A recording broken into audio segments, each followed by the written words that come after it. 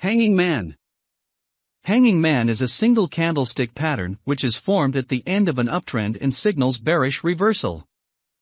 The real body of this candle is small, and is located at the top with a lower shadow which should be more than the twice of the real body. This candlestick pattern has no or little upper shadow. The psychology behind this candle formation is that the prices opened and seller pushed down the prices. Suddenly the buyers came into the market and pushed the prices up, but were unsuccessful in doing so as the prices closed below the opening price. Candlestick chart.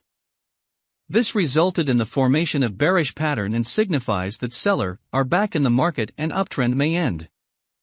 Traders can enter a short position if next day a bearish candle is formed and can place a stop loss at the high of Hanging Man. If you like the video, please like the video and subscribe to the channel.